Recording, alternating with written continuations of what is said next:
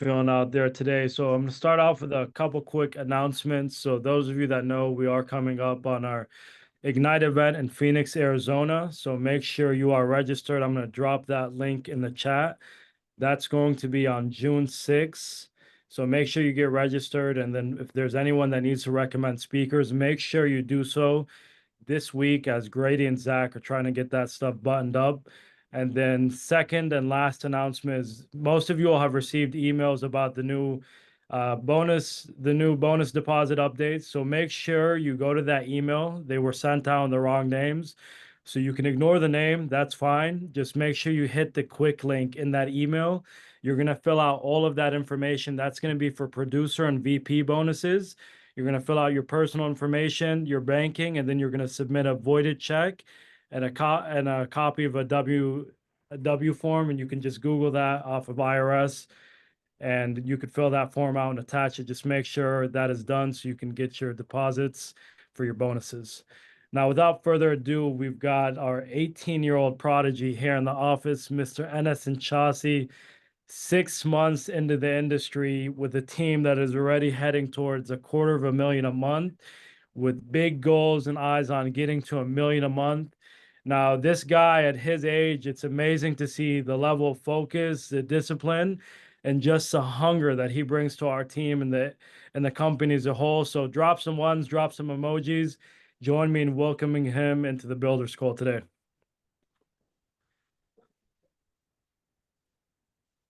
Hi, how are you guys? So my name's Inchasy, and I've been in the business for about 6 months now. And before I started this, I was doing valet, just like any regular job, working in the fast food industry. And honestly, I just didn't find myself doing that for the rest of my life, right? Like just like anybody else, everybody has dreams and goals, but some people stick to it, some people don't. So I heard about this business. I met a guy, Adam, and we were just going back and forth. And he told me something about life insurance sales, telling me I can make 10,000 a month. So I'm like, any other 18-year-old, if you hear $10,000 a month, you think, okay, yeah, $10,000 a month, let me cut that in half. But after I joined the business and I seen how it worked and I seen the systems, how the leads worked, and I was like, yo, like this is actually good. I seen my first deposit, like, cause my first month I made 8,000. And after that, like I told Ronnie the first day, I was like, yo, Ronnie, just trust me. Like you won't regret me being on your team. You should tell the story. So you should tell the story about when you started getting deposits. Oh, my mom. Take it off with No, my mom, I remember one morning, it was like 6 a.m. or it was early. Like my mom comes in my room, she's like, because she's connected to my bank, because I just turned 18. Like when I started, I turned 18 in July. So she still has my bank account with her. So she comes in my room and she's like, Anna, so what is this? It was like just a $10,000 check or 13,000. It was something like that. And then she was like, what are you doing? There's no way your job just got this. So after that, I went downstairs because she said we're gonna talk about it. And long story short, she thought I was like doing something illegal, like selling drugs or something. which is funny at 18, like to be making that type of money. Yeah. Now, the biggest thing I want to highlight about you, man, is aside from the age and how well you're doing, is the level that you sold on early on and that you continue to sell at. Why was that so important in replicating that into your team, knowing how to sell at a high level early on? Yeah. So the biggest thing when it comes to recruiting, like, or building a team, as everybody wants to do, like everybody comes in here says, oh, like I'm gonna bring recruits and build a team. You have to know what you're doing before you try to teach everybody else. Because if you're doing IPing or whatever you're doing every month, if it's 20,000, don't expect your team to do more than that. But if you understand the system and you understand how to sell, for example, I did 55,000 last month. How am I gonna tell my team to do 40K a month if I haven't done it myself? So like that's the biggest thing when it comes down to being able to not just do it yourself, teach your team how to do it. And the standards are obviously set. Like me and Ronnie talk about this every day. Like the standards has to be set because if you can get somebody to show up every single day, put the hours in and actually work, it'll work out for them because you're doing it as well. Because I promise you, if I go to my team and tell them, yeah, I wasn't dialing today because I was busy recruiting or I was busy doing other work, what do you think is going to be implemented in their head? They're going to be like, okay, so I'm going to start doing that because my leader's doing it. I'm going to start doing it. But if they see I'm still putting up 40K, 50K a month while building my team, while doing everything else, in their heads, they're going to be like, okay, I first need to do 40K a month before I can start recruiting and building a team. I need to do it myself before I start doing that. And that's just the biggest thing. Everybody wants to recruit, everybody wants to build a team, but nobody wants to do it themselves.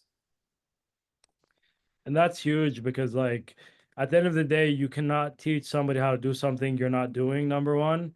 And then number two, I'm going to throw this tip out here. If you think you can just come into the industry and recruit 24/7 and not sell, your team will probably crumble every couple months and you'll have to rebuild it. Or number two, you most likely won't get anywhere. Because at the end of the day, like I was always told by Zach Twardowski that I need to sell $40,000 a month every month till my team got to $1 million a month. And by then, number one is I have a really great passive income to where I can get off of the phones and focus on elevating my team. And then number two was that I have 20 other people to replace my spot on the leaderboard. So if you don't have people to replace you on the leaderboard, and the people that are number one, number two on your leaderboards are putting up 10, 15K IP a month, expect everybody that you bring into the business to almost be the same thing unless you get that 1%er that comes in and just is an absolute dog. But that's the type of model that you're running. And it's like, that's what people know. They think 15 is number one. That's what they're going to shoot for, you know? So like, it's really important, like you said, to be leading by example, especially in the beginning stages and learning how to sell at a high level early on. Now, you started recruiting almost right away. Why did it make sense to start recruiting right away? Yeah, so when I came in the business, at first I actually didn't want to recruit. Surprisingly, like I didn't even want to build a team because I didn't think I was ready. But I just knew to myself that like no one no one's actually ready for that next step. Like you're never gonna be ready to build a team. You're never gonna be ready to buy that new car. In life, no one's ever ready for anything, but if you understand that it's gonna happen no matter what, I just told myself I'm gonna recruit regardless. I'm gonna build a team. Let me just get it out the way right now. Let me establish myself right now. But before I recruited, I told myself I want a perfect agent. What is a perfect agent? I wrote down, like, you guys should be doing this before you guys recruit. Write down what's a perfect agent, that person that you want in your team. And if you're not doing those things, don't recruit. If you want a perfect agent on your team, a successful business, you need to make sure you're doing everything that you had down on that list. If you want your agent to show up at 8:30 in the morning, you have to show up at 8:30 in the morning from now on. If you want your team to be doing 40K a month each, you better be doing 40K a month. And like that's the biggest thing. If you want to recruit, write down what's a good agent and a successful agent and make sure you implement everything you write down. So that's like the biggest thing. Yeah, it's basically knowing your avatar. And it's like, if you look at all of the great teams in the industry, you look at the Andrew Taylors, the Zach Twardowskis, the Grady's, like all of those teams are direct resemblance of their leadership. So if you have a crazy team and dangerous team is a direct resemblance of your leadership. And the thing that you duplicate in this business is the behavior. It's not the numbers. Why was duplicating the right behavior on your team so important for growing at the speed that you have now? And kind of go into what I mean the behavior, because we always talk about that. Behavior, like basically the standard set. You know, showing up on time, getting the Oh dials. yeah. So like one of the biggest things, like when it comes down to behavior and like the way that person acts, I've never complained about my business since I started the business. Never complained about the business. And showing up on time, obviously, like if you're gonna go to work and you tell yourself I'm going at 9 a.m., be there at 9 a.m. Like if you're a brand new agent and you're not on the training calls that we have, you come in late or you come in after me and you have the audacity to ask me a question, Why would you even ask a question? You know you showed up late and you know you were on the training calls. It's almost like you don't respect yourself. Because I promise you, if you're working at McDonald's and your shift was at 9 a.m., you would have been there. But now that you're running your own business, this is more important than that McDonald's shift that you want to slack off now. Mhm. This should make you want to show up earlier. You should want to learn. You should want to elevate everything in your life, whether it's the gym, insurance sales, everything, and actually stick to what you say. And I think it's really important, like you talk about getting rid of those people quicker, making sure that they don't come in the business to begin with. Now, when the way that you recruit, weeds those people out, why is it so important to not one call close whenever you're recruiting somebody? I mean, they don't understand. Like when you're recruiting somebody, all they see is the figures and what they could do. But for example, if I'm on a recruiting call and I'm talking to the guy, this is a real job. Like a lot of people made money in this business, but the people that made money took it seriously. So if you're talking to a guy and he's iffy or you still want to do a part-time or whatever the case may be, that's you don't want that on your team. Like if I'm on the call with the guy, go ahead. What does the process look like when you're recruiting somebody from the first conversation to getting them in? Yeah, so at first, obviously, we do have a three videos that we send them. So before I hop on that call, all the questions and most of the questions that are gonna save me an hour are already answered inside those videos. So after I hop on the call, obviously understand him. Like, what does he do for work? What does he do for fun? Because you have to understand people that work most of the time, look at how much hours they're putting in. They're working, but are they working like 15 hours a week or are they working 50, 60 hours a week? Because you want the 50, 60 hours a week. Now, when I'm on the call with them, I had let them understand, I give them that image. I let them almost like close their eyes and see what I'm seeing. So I'll go over it. Like, yeah, like you coming inside the business, because I only want beasts. I don't want somebody average. I don't care about you. But if you want to actually take this seriously, I tell them. I tell them exactly what they're going to expect and what they have to do to even qualify to join the team. You're not working another job while you're doing this. No negotiable. You can't do another job while you're doing this.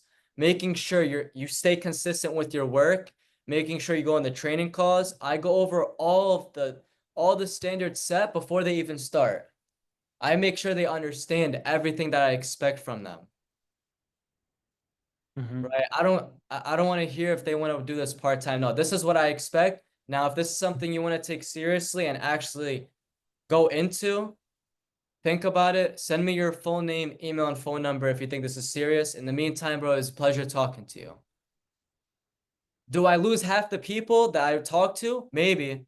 But do I cut all the people that I don't want on my team out? Yes. And I get that bunch of people that are taking this seriously. Because at the end of the Which day, is, you don't want 100 sheeps. yeah.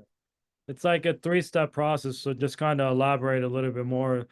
The first call is just kind of like finding the constraint was what we refer to it as, and you're just gonna figure out the personality and what the constraint is like. See if it's somebody that's a good fit for the team. How long is your first call usually? And that's like less than 10 minutes, right? Yeah. Less than 10 minutes for sure. Now, what like to organize his thoughts a little bit, what he was saying is like in that first call, you're not even talking really much about the business. You're gonna send these three videos out, so it does the talking about the business for you. Now, what that's gonna do is number one is we call it recruiting like a pro. So anytime we're recruiting, we're scouting people like NFL scouts to see if they're coachable. So once you send those three videos out, number one, it's gonna answer all of the questions that they may have about the business. That way, you're not, in fact, interviewing each other. And number two, you're going to see that the individual is coachable. If they can't watch three videos, then they're not somebody that you want to work with. Now, if there's somebody that can do that, what does that second call look like about answering the questions and setting the guidelines for the exam? Yeah, so I explain it pretty narrow. Like after they watch the videos, more if they actually watch it, they understand. Put it like that. If they watched it, they understand how the process goes, but I'll just explain it to them. After that, I go over the standards and let them know what they're gonna be expecting the first 90 days. Just kind of go over it one more time. Then I just let them know, like, okay, so like the next step here is scheduling your exam. So on my side, I'm gonna be putting you in the system. So after you schedule that exam, you do have access to your free course. Make sure you schedule your exam before the end of the day so our assistant doesn't take you out the system. And that builds urgency in them while they're scheduling their exam. Like probably a lot of people here put them in the system and they haven't scheduled their exam. Hold up, hold up. If you guys want to figure out how to avoid not losing people at the exam, drop some ones in the chat because what he's about to say next is a gem. What is the deadline? Because most people they're like, hey, yeah, great man. Like, put it this way, in most agencies where they're desperate to onboard bodies into the team, we make the process 10 times harder. So we make sure that we can work with the right people. And that's how we hit $1 million a month with 68 agents. It's never been done in the industry. The reason that is because we work with the right people. Now, what does the deadline look like when you're telling them to take the exam? Because in this, most people in the industry are like, hey man, can't wait to have you on the team. Take this exam. Let me know when you pass it. Boom, have a good day. What does that conversation look like? So obviously, I don't need anybody on my team. It'd be nice to have a beast though. But I just tell them like after we go over everything when I'm telling them like, okay, man, like I'm gonna be putting you in the system. So what that's gonna do is gonna just give you the instructions to schedule your exam, and on top of that, you're gonna get a free course you can study on. So most people they schedule their exam anywhere from 10 to 14 days from now, but some people finished it in a week. Right? You can finish it in a week to 14 days. So I'll put you in the system on my end. Now, it shouldn't take you obviously longer than 14 days from today. So I'm going to put you in the system. So send me a confirmation of when you scheduled your exam before the end of the day because I don't want her to remove you off the system. So make sure you do that. So I'm going to wait for your text in probably not more than 30 minutes and see when you scheduled your exam so I can send it over to my assistant. And then it's just like a 2 week deadline. That's the reason so many people lose people during the exam because there's no deadline, there's no urgency. So like the way that you weed out the wrong people in the business is number one is if they can't watch those videos, there's no second conversation. Number two is if they can't take the exam within 2 weeks, most of the time, 80% of the time, they weren't the right fits for the business. Or number two is 20% of the time it wasn't the right time for them to join the business. And you can't judge people solely off of that. The way you continue to drip on them is by being on social media. Like it took me 14 months to come into the industry, and by no means, I'm not a piece of crap that was lazy to take the exam. It just wasn't the right time. So for those people that you can't convert, a good tip that I'll give to all the people out there that are scaling or are scaling teams, we have a newsletter that goes out every week. Anybody that we remove from our onboarding CRM gets plugged into that newsletter.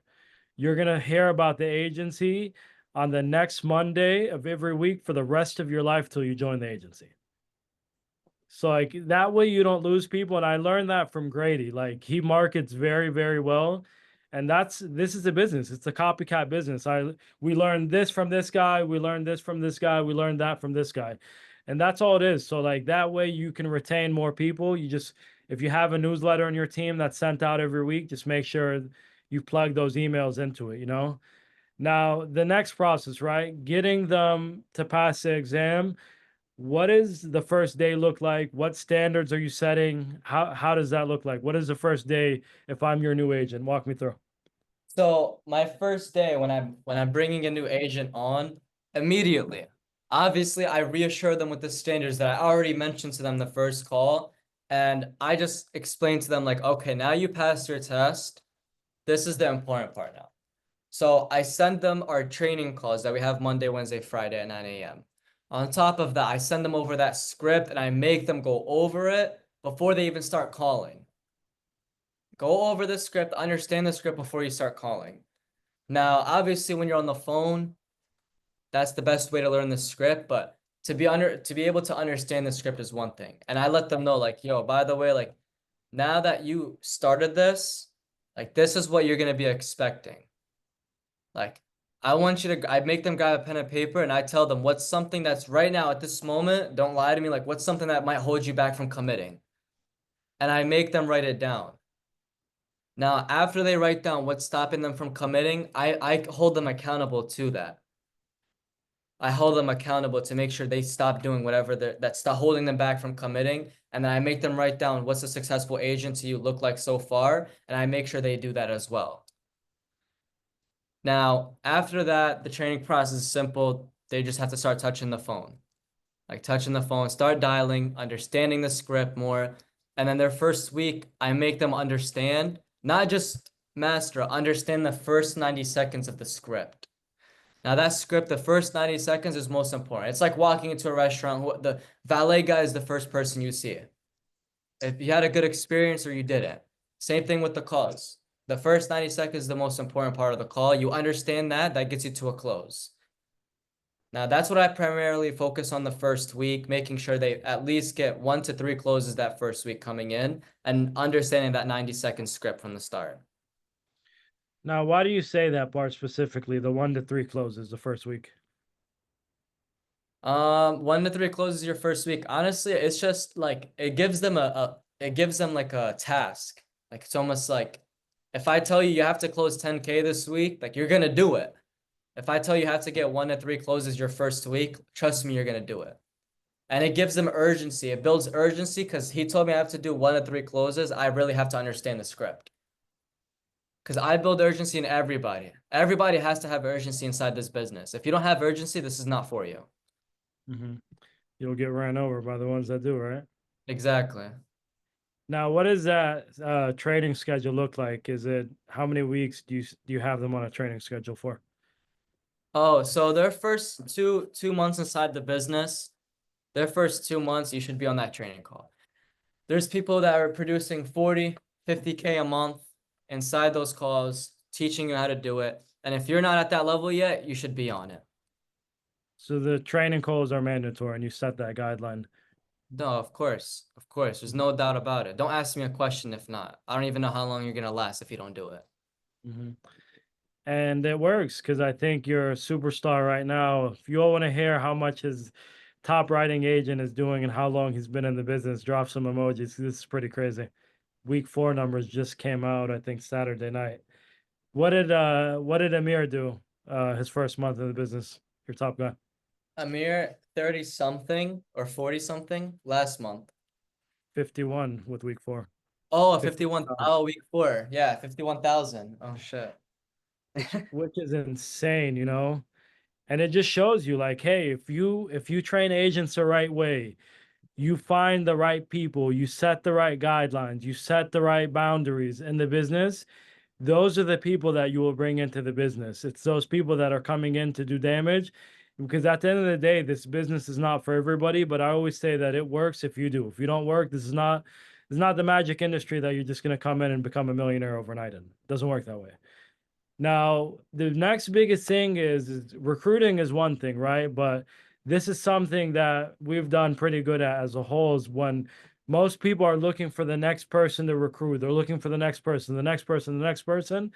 They're not focusing on the ones that are right in front of them and all of the gold that's just sitting there right in front of them. And we refer to that as developing leaders. How do you identify those leaders early on and who you want to duplicate? Yeah, so how I look at my agents to see who's gonna be the people I want to take up with me. It's very simple. Who shows up earlier, who leaves later, and who shows up with a purpose. Because if they're not showing up with anybody could show up. My little sister could show up. But if you're showing up with a purpose, that's what matters. So I'm looking at my agents and not just scouting on who I want to bring in. I look at who's in here right now and who can I let develop. Who's showing up every day? Because I promise you, if someone's showing up every day, the system's easy. Showing up every day, leaving late, coming in early. So how I look at it is who could be a leader and who's showing up every day, who's selling, maybe just needs little tweaks, like nitpicking what they're doing wrong. After that, you figure out who the leaders are. Like you know who the leaders are, who's showing up every day, and who's actually showing up with a purpose. Mhm. And I think the biggest mistake that most people make is when we call this duplicating the right behavior. If there's somebody on your team that does, let's say, he's like godsend, he does 80,000 a month, but he doesn't get on Zoom, you never see him in the office, doesn't come around the team. Anybody that person you allow to recruit will fail out of the industry because the behavior is not duplicatable. So somebody that isolates themselves from the system and from the team, their behavior is not duplicatable. And I see a lot of people make that mistake where they're duplicating the guy that puts up the most numbers. That's not the case. What you want to duplicate is the guy that puts in the most effort, the guy that shows up the earliest, the guy that stays on the latest, the guy that's always helping people in the office. That's somebody I would rather duplicate that does $30,000 a month opposed to the guy that puts up 80K a month, because anybody that guy brings in, I would be willing to bet $1 million that at least 80% of them will fail out within their first month or two, because that behavior is not duplicatable. And that's what it comes down to. So remember, do not look at the numbers, look at the behavior and how duplicatable that is. Now, spinning to that, like, you all have been growing at a pretty crazy rate, and I know you guys are about to have some big pops. What are the standards that you set for yourself to continue to produce and continue to recruit at a high example for your team? Yeah, so like I tell myself like every week I have to put up 15,000 a week, no negotiable, right? Like you see a lot of managers, like I say quote unquote managers or people that just recruit. Some of them are just actually stupid. Why did you get off the phone to your team does 100K a month? Or if your team's doing 200K a month and you think you could get off the phone now. No, like if you want to do it, you'll do it. Like I'm not getting off the phones until I really have to get off the phones. Like I don't care. Like I'm doing my non-negotiable $15,000 a week, bring 3 people in the business, and then on top of that, the rest is just training. So my time is value. Like I don't like to waste my time. Whatever is not making me money, I'm not doing. I don't remove that out of my face. If me talking to someone's not making me money, I don't want to talk to you. Mhm. So that's like the biggest thing.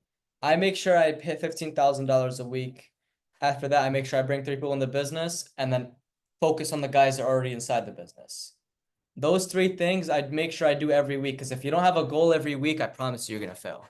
I promise you, you don't have a goal set for each day, each week, each quarter, each month, whatever the case may be, you're gonna fail outside the business.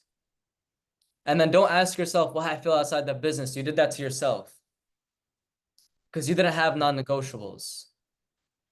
Which is huge, man, because so many people in the business, they get addicted to the money and not the impact and the results. And if you get addicted to the impact and the results, you will just continue soaring and breaking records just like you have. So I know we got a few minutes left. I'm going to answer some of these questions and I'm going to give you guys a quick teaser. So let's see. Is it better to have an office? What's your answer on that, Inch? Um, I mean, it's good to have an office, but at the end of the day, whether you're on Zoom or on the office, like you figure it out regardless. Like it's only difference is when you're in person, you're on Zoom. All if you can't hold yourself accountable and you need to go to the office to depend on other people to hold you accountable, that's not the business is not for you. Got it. And then I'll answer this one. What if you don't have a mentor in the business and your upline doesn't help at all? So that's not an excuse. That's why these videos are here. And to be honest, I learned to sell from my direct upline, Mahmoud Nasser. And then I went to learn to build from one of the best people in our hierarchy, and that's Zach Twardowski. He's not my upline. He's not my upline's upline. He's my upline's upline's upline. So, like, if you want to reach out and ask people how to do something, you can, but don't use the excuse that, hey, this guy's not doing. Like, I learned a lot of stuff just by watching Grady's videos that night while I was at the gym. Like, there's so many resources out there. Or if you see somebody that's in the industry that you feel like you have some stuff in common with them, like DM them. That's all I was doing as a new agent. Like, there's so many great people in the business that will reach out to you. And then last one here is, what advice would you say about friendships? Ooh, this one's a good one for you. What advice do you have to say about friendships outside of the business versus in the business? I lost an agent that was a friend of mine prior to joining, and we butt heads a lot and tend to have our own agenda. I believe my biggest mistake was being more of his friend and not a business partner. And I know this is something that you struggled with too. Yeah, so like I have a lot of my friends inside the business, like almost a lot of people, they are my friends, but I held the start of the call before they even start inside my business. I let them know, like, by the way, like, listen, Mateo, I love you and you're my best friend. I'll die for you, but inside the business, I'm here to elevate, and you have to understand that there's a difference between friendship and business. Same way I treat that new agent that came in, the same way I'm gonna treat you. And you have to just understand that. So the only thing that breaks friendships and business is your fault because you started off like that. But if you understood, like, and you explain it to him and let him understand before you start, let him know what he's getting himself into, I promise you won't run into that problem. And if you do, you don't want that friend inside your business. And that's huge, setting those boundaries. I always say in business, you have to be firm. You can't just be like, for example, there's two of my brother-in-laws. I always use this example. There's two of my brother-in-laws in the office, and you wouldn't know if I told you to pick out of the 100 who the two of them were, you wouldn't know. That's because in the business, we're firm. We're not here to mess around. We're not here to joke. Everybody's here to provide for their family at the end of the day. No one's here for we're here to have a good time, but we're not here to sit here and have fun the entire day. So that's how you have to stay in business. You have to stay firm because unfortunately, I will leave you guys with this. The people that are over nice in the business will get ran all over with because the team starts to lack respect for them, and that's due to them joking with them and not being that firm model that they need in the business to give them, the guidance that they need. Now, the last thing I'll leave you guys with as we wrap this up is we are putting in some big things into play for this call, including like a 6 week schedule of like training on different topics from some of the best that do that in the business. And we're going to be promoting these calls a lot earlier, email blast, marketing it through corporate's Instagram. So we've got some big things coming for this call in the future. Inch, I appreciate you being on with us today. Appreciate everybody that tuned in. Everybody have a great week, and we'll catch you guys soon at Ignite. Thank you. Thank you for having me here.